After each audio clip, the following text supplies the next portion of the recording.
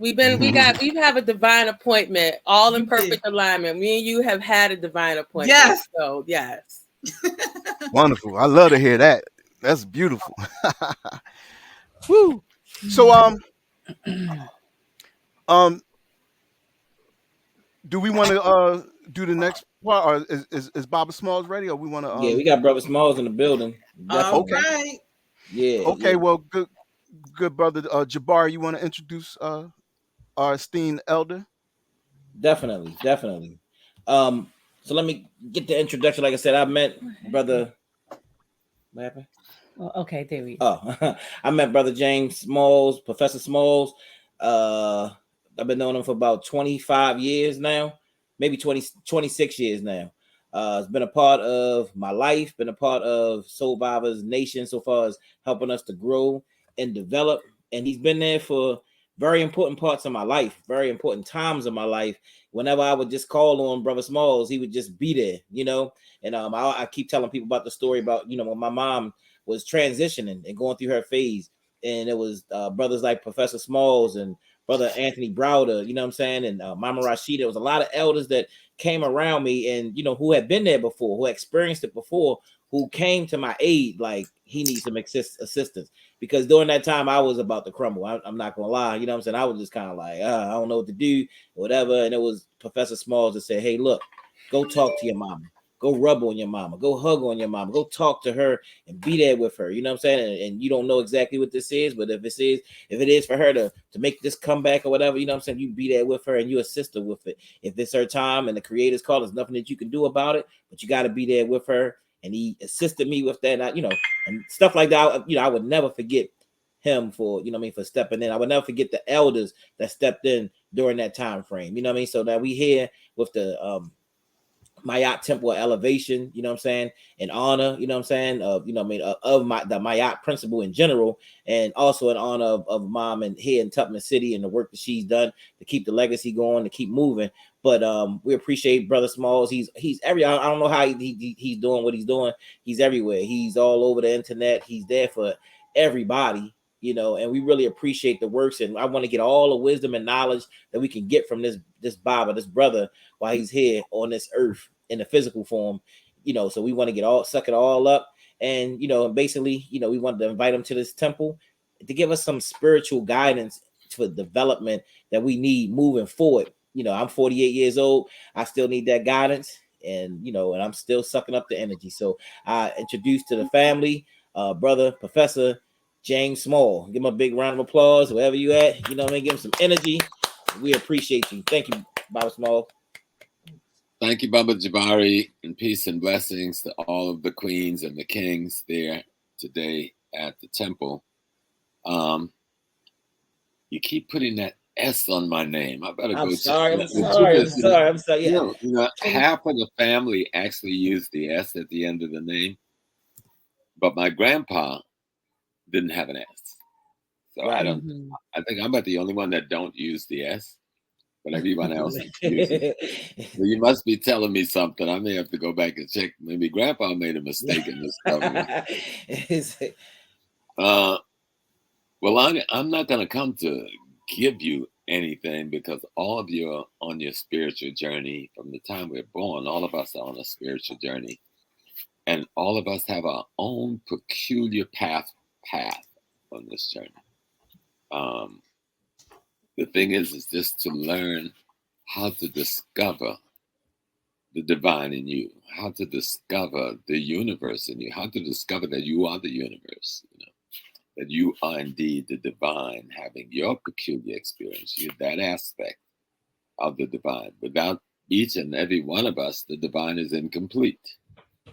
And everything any one of us do affect everyone else. We may not see it, understand it, or know how. But it's like breathing. When you breathe, that little tiny expansion of your chest moves all the air in the world. It's like the ripple effect in the water. And our voice, the vibration we make, it doesn't just hit the air nearest to you. That vibration becomes eternal. It never goes away. You may not hear it anymore in this audible level, but that vibration is always there, impacting someone. somewhere. So how we look back at our ancestors and said, what did they try to tell us? They told us to have good character. They told us to be ethical, to be moral, that the energy that that behavior creates is the healing energy in the world. It's the good energy in the world. Behavior determines quality and attributes of the divine. So the way I've been taught is that we are here to constantly perfect the divine. Each of us is like a tiny little cell, and that cell is constantly trying to be healthy as a part of the greater body. And the pathway to healthiness is good character. Like they say in Yoruba, Iwapile. Maat means good character. When you look at this quality and attributes of Maat, you're talking about building the good character. Even when you look at Western institutions like Masonry, people talk all of that spooky part, but I'm in it. It's all about building good character. It just use metaphor and stories and rituals, like we use rituals too in our temples and metaphor and stories to try to make the human being human, more human.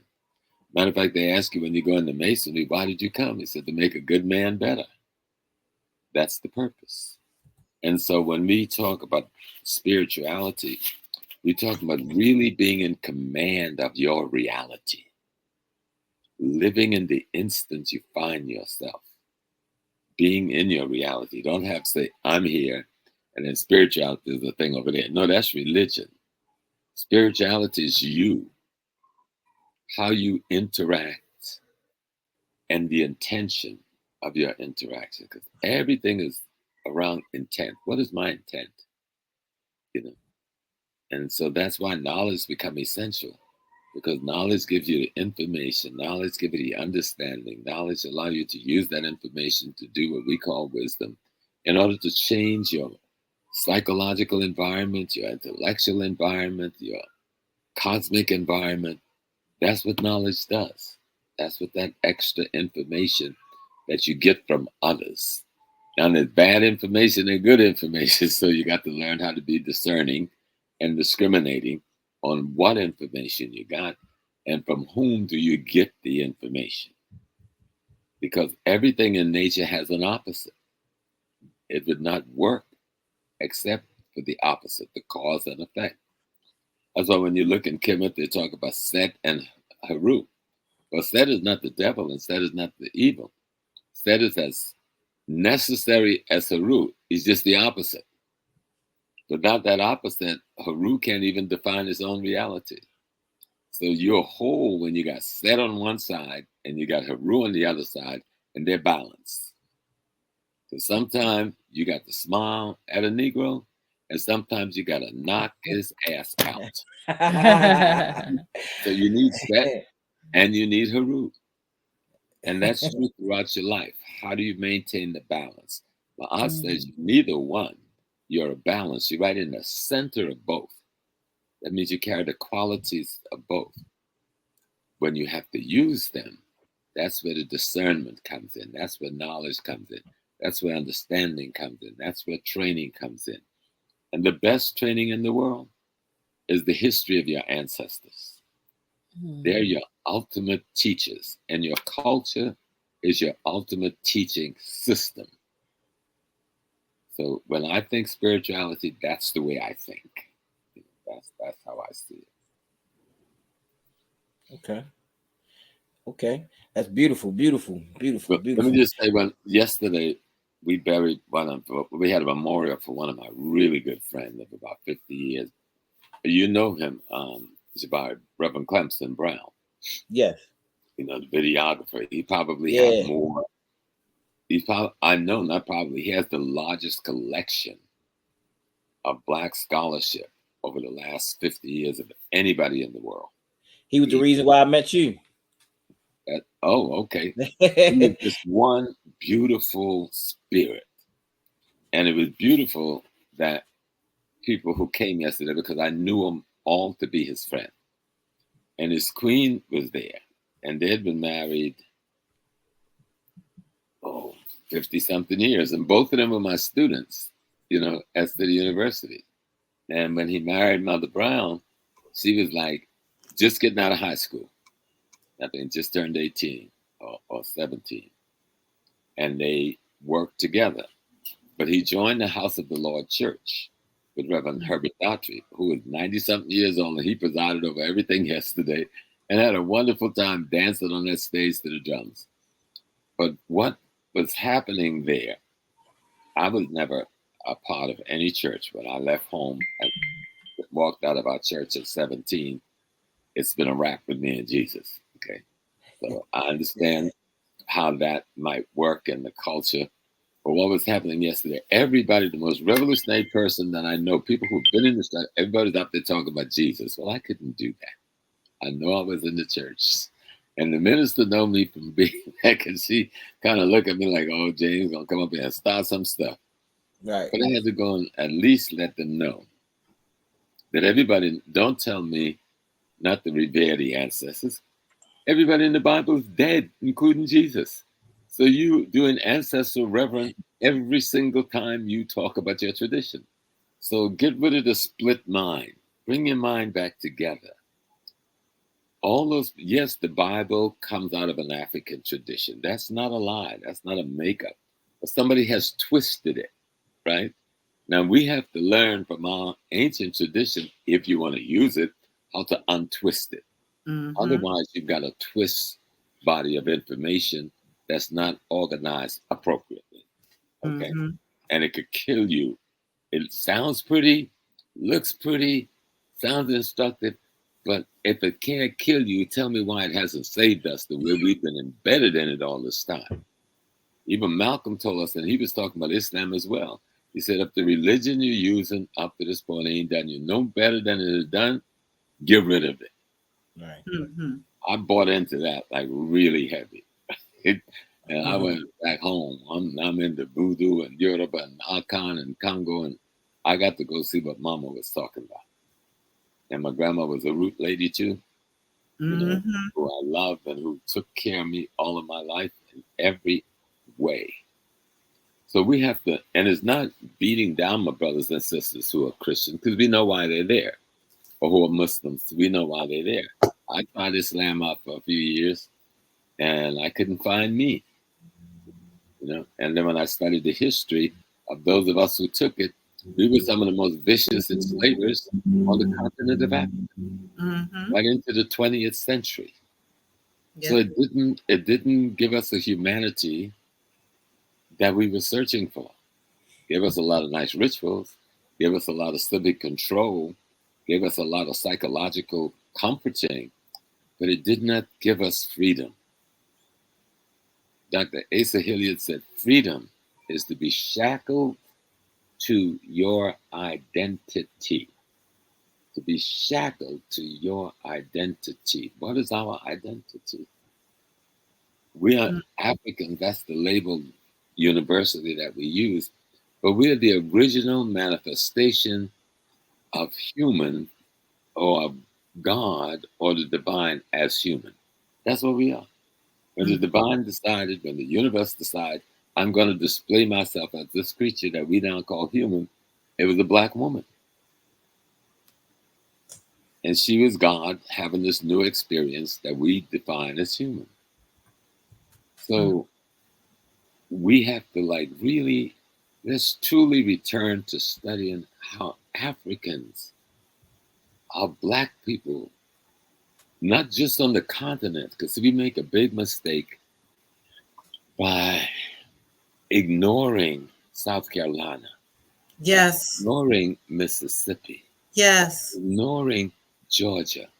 Yes. Ignoring Jamaica. Yes. Ignoring Haiti. We did not die when they put us on the slave ship. Our minds were still within the skull, and that mind still contained all that information. Then that mind recreated a world for themselves in the environment they found themselves. But it didn't ditch Africa. So we have to go and what's going on in Pensacola, Florida, black community? You know, what's going on in the Delta? What's going on in New Orleans? When we had to leave Mississippi and go to Chicago and Detroit, Did we take our root tradition with us? Yes, Yeah. we did. Otherwise, we wouldn't have survived. So we have to study our ancestors, all of them, so we can see how they innovated. If we understand how they were able to innovate and survive slavery and innovate and survive Jim Crow, we'll understand how to innovate with that wisdom and survive the now. Mm-hmm. Can I ask a question? I'm sorry. Oh, yes, my dear. I'm sorry. I'm feeling the spirit, and one of the things that I have been charged with is that in studying our history, right? We can study our African and indigenous, but we cannot overstep our ancestors that lived and died here. And I think that Mm-hmm. some of our problems is that we may still have a quote unquote shame like attachment to our ancestors here. And I think I would like to know from you, how do we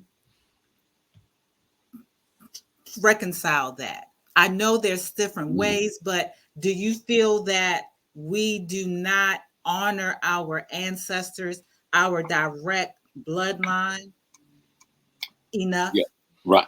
I'm gonna answer that in a minute, but yes, to the brother, it was Dr. Asa Hilliard in one of his books that said true freedom is to be shackled to your identity. Ashe. Asa, know how much I love him. If I'm moving too fast, I forget you. Asa, we go back. We go back, and we were together until the end. And 3 weeks before he died, I asked him, "What's going on?" Because you know how you're with somebody. We were in Kansas City getting ready to do a class, and he seemed so distant. Him and Dr. Nobles and myself, and we were in this big auditorium setting up our slides and stuff, but it just felt like he wasn't there. So I went over and said, "Hey, so what's going on?" Because he looked fine, and he says, "We're just spirits in transition." I go like, "Whoa, that's a heavy one."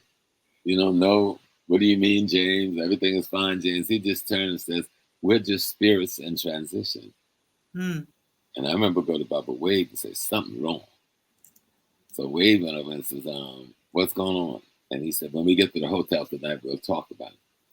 So when we got to the hotel, he told Wade and I he was a little sleepy and he was going to his room. And his plane left before he did the next morning. So we never talked about it.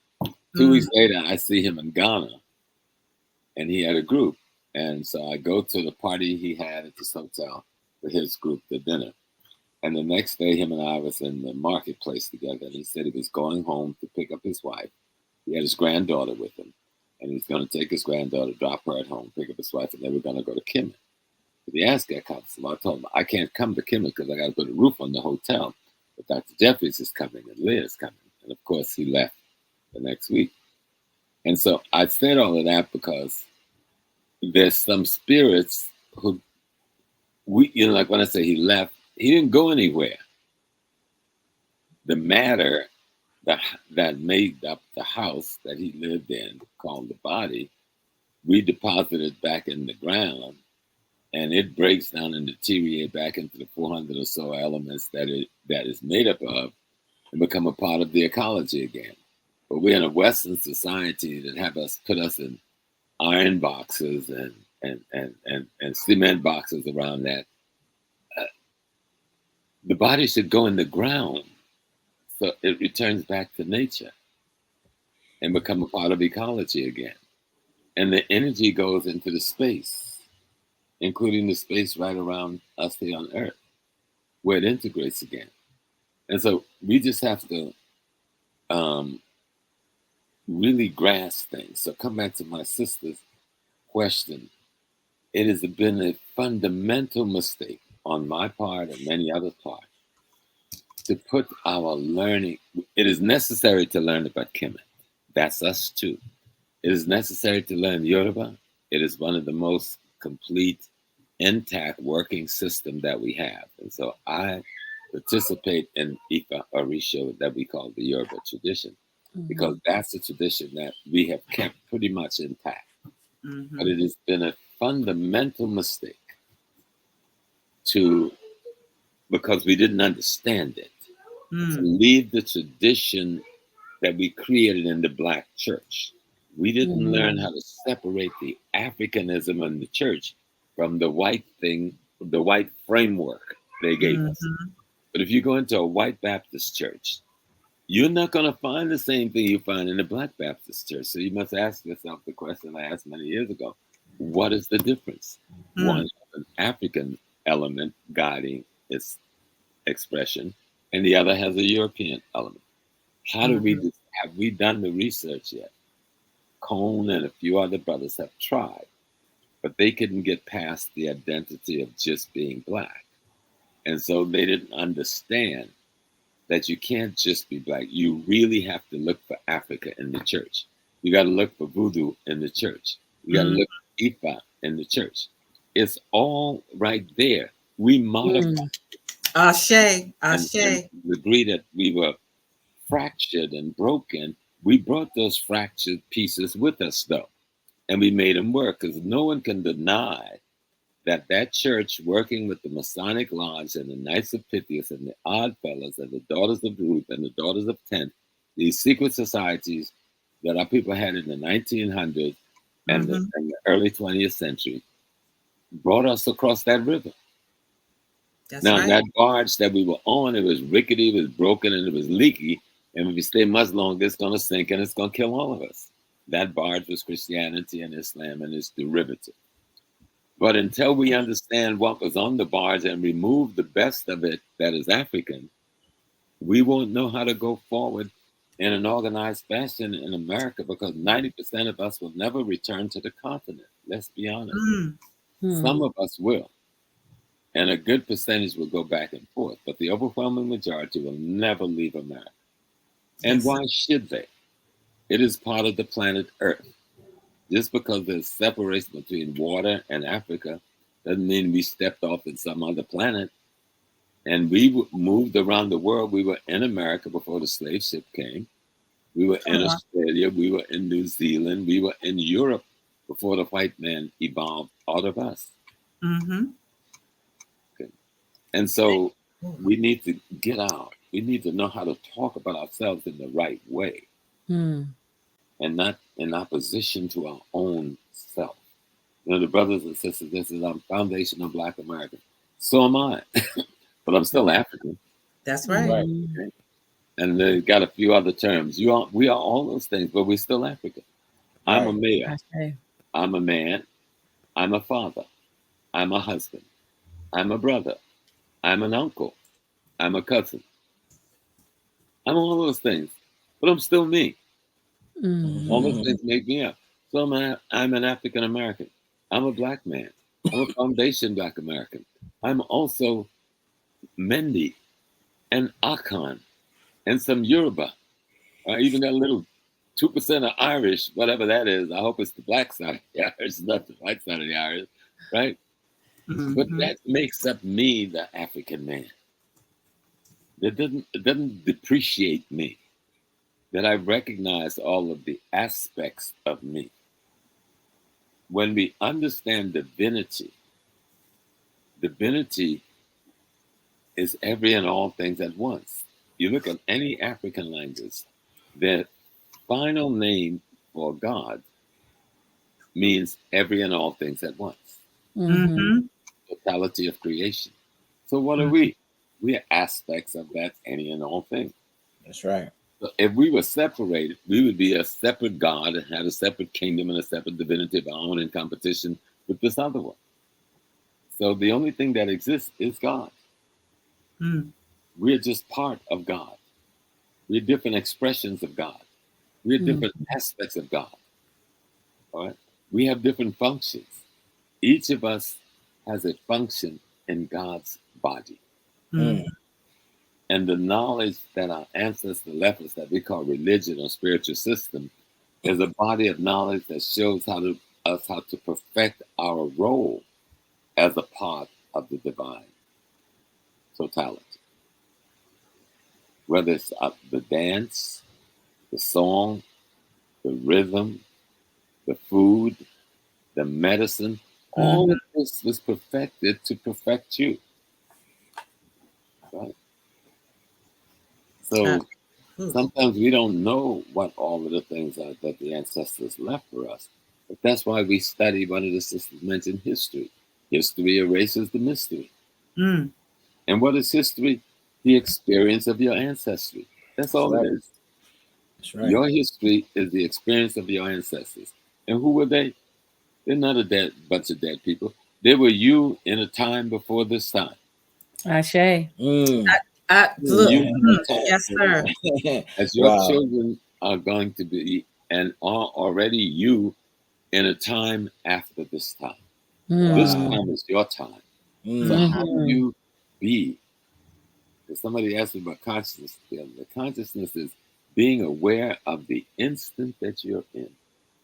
Mm. Mhm. Being aware of the things that define that instant and inform and instruct you of what to do next. Mhm. That's consciousness. Now. It's not a Right. community. Everybody got some degree of consciousness. Yeah, You know, Ashe. some of us just have more than others. So there's not a conscious community and an unconscious community.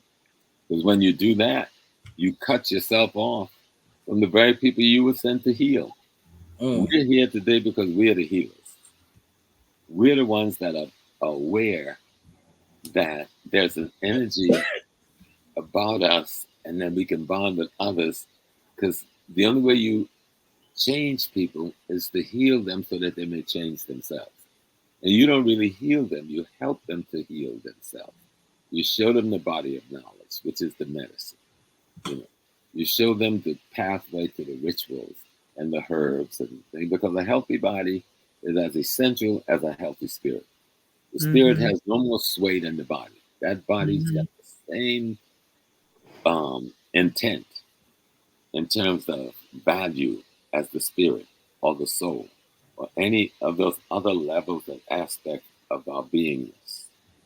And yet we still one capsule, you know, that we all a part of. Let me Peace. okay. Oh, go ahead, brother Jabari. No, I was gonna say, so what we want to do while we keep, I mean, we got a few questions coming on. We So ain't gonna there's a hold. good one up there right now, Jabbar. Oh, Yeah, go ahead, deal with that. Is it time for we in the so-called conscious community to get back into our communities to reach our people who need us most? Absolutely yes. Are we too wedded to our circles, organizations? You're never too wedded, but when you isolate yourself from your patient, if you're the doctor and you lock your patient in a room and you don't go in there and see about them, the patient's Right. gonna die. Okay. Good analogy. Are we at a Malcolm moment when he wanted deeper engagement with our people, even those that may not fully agree with us? I think so. But Malcolm was spirit in transition too. Malcolm, see, the West has taught us to see people as being complete because they get a little publicity. Malcolm obviously made some fundamental mistakes, otherwise he wouldn't have died in that ballroom that day. All right. He was growing too. His character was developing too. He was learning how to be the God human being he needed to be. He pulled away. He was beginning to pull away from Islam because he understood religion wasn't what it was about. That's why he said, put your religion in the closet, in your pocket, whatever that phrase was. Because he realized there's some other way to be. He never had a chance to grow that, but if we study him, we'll see he was reaching for another door. And he may have opened it somewhat when he went to Africa and he saw Nkrumah and he saw this one and that one and the leadership, and he put on that dashiki and he called himself Omawali. What does the word Omawali mean? The child who has returned home. He had finally made it back to being an African. Mm-hmm. And they said, we can't let him teach that. You know, we can teach a little Islam, that's cool, we got that. But we can't let him teach that African thing. You know, we don't want that black thing Mm. to be coming out here like that. Yes. Well, it came anyway, because here you are, look at you. And there's youths like you and me all over the world right now, all of America. And so I'm going to come back to the sister's fundamental question. Our responsibility when we get any light is to share that light with those who don't have it. Mm-hmm. Our responsibility When we gain any understanding of freedom, it's the shared understanding of freedom with those who don't have the understanding. Our responsibility is to wake up the dark, light up the darkness, and wake up the blind. That's what our jobs are. Otherwise, we're purposeless. Are we getting all this knowledge just to sit around home and gloat or get on the internet and talk how smart we are? No. We are servants. We are servants of the least of us. The least of us is our masters. The least of us. The junkie, the alcoholic, the injured, crippled, sick brother or sister, the prostitute, the thief, the liar. We are here to heal them. Mm. We have to heal them. Yes, we have to heal ourselves first so we know how to be healers. But once we've healed ourselves, we got to go into the wilderness Mm-hmm. and heal those. Otherwise, we're not doing anything. We're not doing anything. And so the African American, the foundational Black American, the Black American, even if we want to say the Negro American, we never left Africa behind. We brought everything of Africa we could remember in our mind, and we found a way to use it in America. Mm. That's why you can still go from Mississippi to South Carolina and still find that root woman and that root man doing his work. And that black man and that black woman who go to church every Sunday know that there's certain things Jesus ain't going to help me with. I got to go to the root man house. I got to go to the root lady house. Okay? I got to go and get... Yeah, I got to go and do like Brother Small. I just put it in this job when I get back confident. I got to go and, get some of this black powder. You understand? Make some, get my medicine every day. Put the stuff in my system. When I go to Africa once a year, I make sure I get my medicine fixed up. And I bring it back, smuggle it through, and get it back home. But I know that it's going to help me. Even when my tongue going to be black for a few hours, that's all right. We have a pharmacology. We have a medical system. We have a spiritual system. And we need to learn it. All of it won't fit today. That's where the concept of innovation comes in. How do we innovate? How do we imitate, emulate, and then innovate on the wisdom of yesterday? Right. Study jazz music. It showed us how to do it. Study the blues. The blues was a conversation. That guy with that guitar sitting side the road was having a conversation based on what the divine and the universe was sending through him. And he was telling our story. He was talking about a pain down in Mississippi that we had to alleviate. By the time we get to the urban center, the dialogue had changed. But the substance of the dialogue didn't change. That's right. So we had to innovate, and that same blues became the jazz that was having a dialogue with the same people under new conditions. And so we have to study our culture. We have one of the most fantastic culture. We're the only African population in the history of the world that had to grow up African in the white man's house. Come This on was now. a large white country that was not coming to steal some stuff and go back to Europe like they were doing in Jamaica or Haiti or other places. They came here to stay. They weren't going anywhere. So they were rebuilding white Mecca in America. And we had to figure out how are we going to survive in the house of the devil and still be African. And we figured it out. Because here we are. We're the children of people. So we need now to study our mothers and our fathers. What were they doing in the church? When they were shouting and getting the Holy Ghost, was that the Holy Ghost or was that what we call possession in Yoruba? That's right. You better Oya? come on. Yes, You know sir. Was that Yemaja or Olokun? Dancing. Take a camera, take a picture of those dance steps we call shouting. And I guarantee you'll find that dance form in some village in Africa. Yep. They brought it with them. Okay. You see the hands and the movement.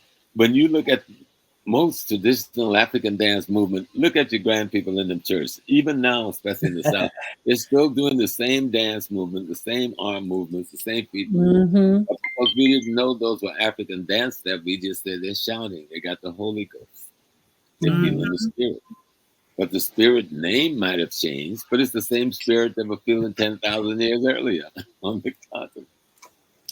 A bumblebee is a bumblebee no matter what ship you carry him on and let him off in whatever country. He may have to innovate on which flowers he get his nectar from, but he's still going to be a bumblebee. That's, Malcolm's orator, a cat having kittens in an oven don't make them biscuits. They still kittens. Right. So right. that's my gift for today. If it's anything in there, that's the gift. No, we appreciate that. And thank you. No, thank you so much. Yeah, definitely appreciate that. Mm-hmm. We want to say to the people, Soul Vibers Nation, it'll be our 28-year anniversary this year in October. So we are bringing Professor. We had to cancel yesterday. We canceled the event because of the weather. Good thing we did, but we back on for October the 28th. And October 28th will be our official 28-year anniversary for Soul Vibers Nation. So this is nothing but even an extension at the Maat Temple Elevation is nothing but an extension of the work of Soul Vibers Nation. We keep coming on all different forms, all different platforms. We come in different ways. So we just want to say for those who support, and you want to support Soul Vibers Nation, so support the temple, Maat Temple Elevation. We got the information rolling across the screen if you want to support. 28 years, you can give any donation that you want to give, but how about 28? 28 would be the magic number. 28 for those who want to support. We got the Cash App up. You can support, and we're gonna continue to do great things. Like I said, we going right now. The temple is going once a month. We do it once a month, so we will after the day after Brother Smalls is here on the 29th. We will be live. Hopefully, if the weather is right and the ancestors this time, whether or no weather, the 28th will be the 28th anniversary. We will do it, even if it's just you and I standing in the building. Let's do it. I say. So we will be there on the 28th, and then the 29th, we will be back with the Maat Temple Elevation. So we doing it once a month, and then next year sometime, things go well, we might start doing it twice a month, and we'll keep building and building. So, for those you want to give a donation, you can actually do that. Maybe like what Professor Small, you got time for like maybe one or two more questions? Yeah, let me just tell you something else about spirit. Okay. Yesterday, you and I set this date, the 23rd, rather, before I said anything. And then my son decided, him and his wife, that they wanted to, after 10 years, they got married by the Justice of the Peace. And so they wanted to have a family wedding in the front yard on the 23rd. You remember I told you we were juggling that? Yes. Yeah. And then my best friend, Reverend Brown, passed, and his memorial was on the 23rd. And I go, I can't do all of that. Right. So Reverend Brown decided to send a hurricane. So I couldn't come to Baltimore, and I couldn't do the wedding in the yard. I had to be at the church last night. So I said, Reverend Brown, that's following the spirit. Yes. That's following the spirit. You wanted me to be with you. We were together 50-something years. I ate too many meals in your wife's kitchen. I was even telling him last night, but him always going in the kitchen eating the cakes we shouldn't have been eating for our health. And I love that brother so thoroughly. This brother traveled all over Africa with Dr. Ben, Dr. Clark, Dr. Jeffries, Dr. Hilliard to Egypt, to South Africa, with Dr. Justice, and the brothers in Kenya with the Imran thing, all over America, filming the first World of Slave Theater, the Ultimatics. He has one of the largest collection of African history. That's right. The only thing that might have been bigger than him was the Library of Alexandria. That's right. That's right. Francis Welsing, J. Carruthers, Hilliard, Maulana Kavanka, Shashi McIntyre. He's got everybody. And if I can say, Brother Smalls, help the son digitize all of this work so we don't lose it. And so often we lose this work when someone dies, and the family don't understand. But he's blessed that he's got a son that's dedicated to the work like he was, and we're going to help him get it digitized. So this, you see it all the time. It says transatlantic production. Transatlantic production. Yeah. And you see his work. Professor Smalls, I can say that the way that I got to learn about everybody, because I worked at Everyone's Place in Baltimore, and we used to get tons and tons of VHSs and audio tapes during that time. The way I learned about everybody, from Dr. Ben, Dr. Clark to Professor Smalls, everybody was through his lectures that I actually learned from. It was a few others, but mostly his. And that's how 28 years ago, you know what I mean? That's how I got into knowing about everybody, because I watched every tape. I had to work. So I said, I'm watching everything. So I learned about pretty much a lot of different scholars during that time, you know, and it was his work that actually that inspired me to actually want to take up and do the stuff that we were actually doing, what they were doing down at the slave theater and all those different things that he would record. And I was like, man, we need to do something like that in Baltimore. So it was that work. Well, there's a good question somebody put up. Well, it's a statement. He said, growing up African in a non-African, anti-African house, we must continue spreading the spirit. Well, even in the houses we thought was non-African and anti-African, when we began to search, we will find there was African there. We do not confuse the fear of our people, who was so afraid that if they gave us this knowledge in the raw, we would get killed. And so they had to find all kinds of ways to disguise the knowledge, even hide it, and then we couldn't even find it. But look at the food we ate. Look at the even when they took us to church, try to listen back to what they were telling us, you know, because you can learn from anything. You can learn being in the desert. You can learn being in the rainforest.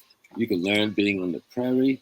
You can learn being in the mountains. Wherever you are, you must adapt your ability for survival to the terrain you find yourself in. And that's what our ancestors were doing. So if we go back and look at them differently, they didn't sell us out. Otherwise, we wouldn't be here. Look at us in Black America. We're the wealthiest Africans on the planet. We're the most technically educated Africans on the planet.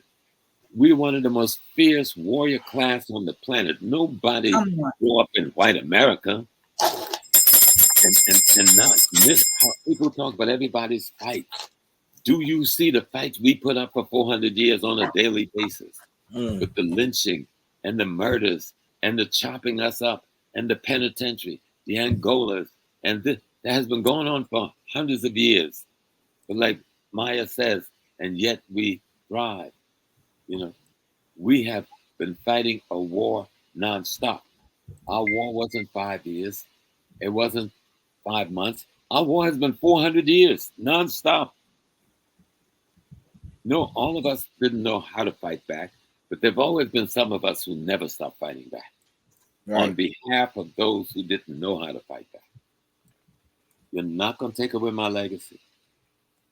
The African American have an extraordinary legacy of resistance against tyranny. We have an extraordinary legacy of rebellion, resistance, and death, and we've done it. When that kid on the street see the cop got the gun, know he's going to kill me, he said, F you. He isn't saying that because he's being stupid. That's his spirit saying, you will not kill me. You cannot kill me. Love your ancestors. That's right. That's right. Learn from them. They're so extraordinary. Let's tell more about story. I love Madam C.J. Walker, but don't make a movie about Madam C.J., one of our great heroines, and demean her teacher, Annie Malone. Yep. Who built Poro College and hired over 5,000 African American women across the country when we couldn't find jobs paying like that. Back exhibit at a World Fair, at the Chicago World Fair. Annie Malone was there, and guess who her chief salesperson was? Madam C.J. Walker. Worked for Annie Malone. My mom graduated from Poro College. She was a cosmetologist. That's what they called it back in the day. You didn't say beautician back then. It was cosmetology. And Mama went to cosmetology. And she studied under Miss Fanny. And Miss Fanny had a branch of Poro College in Georgetown, South Carolina. Well, Andrews, South Carolina, down the road from Georgia. We're hooked up in more ways than we know. But history will erase the enemy's mystery, and you can truly learn how to learn from your ancestry. That's right. And that's Mhm. your university. Their experiences are our university. You know. I see. Yes, Ashe. Thank you very much, Professor Small. Thank you, brother. I did not put the S on that. I want to make sure I remember. Professor Small. Yes, sir. Thank you for your insight and your wisdom. We definitely looking forward to you visiting us again on the 28th of October. Mhm. Um, so this is our time. We don't want to hold everyone up past 12 o'clock, and we definitely thank you all for joining us. Kendall, you wanted to share something real quick? Yes. I wanted to share that I really hope that everyone joins us on the 28th, of course, to hear this powerful message. But we also want you to join us as well on Sunday at the temple, because we want to do a special service for the ancestors. We're going to begin to start galvanizing in that energy, but not so much to take it from the ancestors, but we're going to honor them first. We're going to give them the love and the energy so that they can guide us. And we really hope that you guys will join for both of those events. My daughter in love and I created ancestor money. And when the Babas spoke of uh, Madam C.J. Walker, I felt that I should share this. Now, this is the ancestor money. You really can't see it, but we made this, and not just to pull from her energy of the wealth, but we also understand that she sacrificed a lot in terms of her health. She died Mhm. at a young age. So while we are honoring the ancestors, I want us to also give the healing and the thanksgiving that they were able to push through those things. But we're going to give back to them the energy of thanksgiving, the energy of healing, for us to be able to do greater works than ye will we do. It says it in the good book, and our ancestors are always with us. So I'm hoping that you guys come out to do that, and we're going to have this money like available if you want to, and we're going to talk about that more. But I just really am very inspired by Baba Small. I want to add that S. Please Yes, forgive yeah, me. I'm no. trying, with the sharing of this. It makes me feel good that we are understanding that we cannot overstep our ancestors that are right here to go. Like we're all powerful, and I thank you so much for sharing. That's all. All right, thank you, Kenda. So we're going to close out with a special prayer. But this is a call response, meaning what I say, you repeat after me. If you agree, you repeat after me. So I don't want you repeating nothing you don't agree with. So here we go. We love each other. We We love We love each love We other. each each love other. each other. other. We need each other. We We need need We each each need other. each other. other. We belong to each other.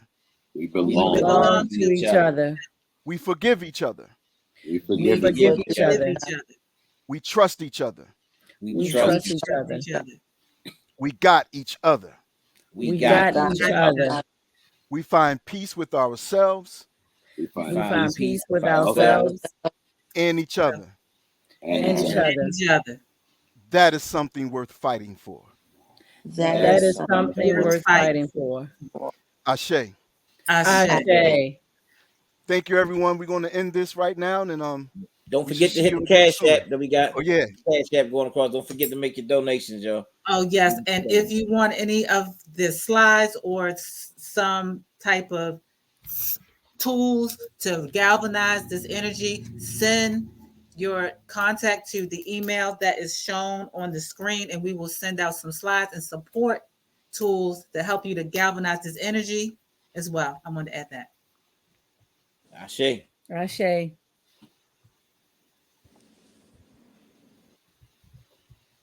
All right. No Peace Dabo. and blessings.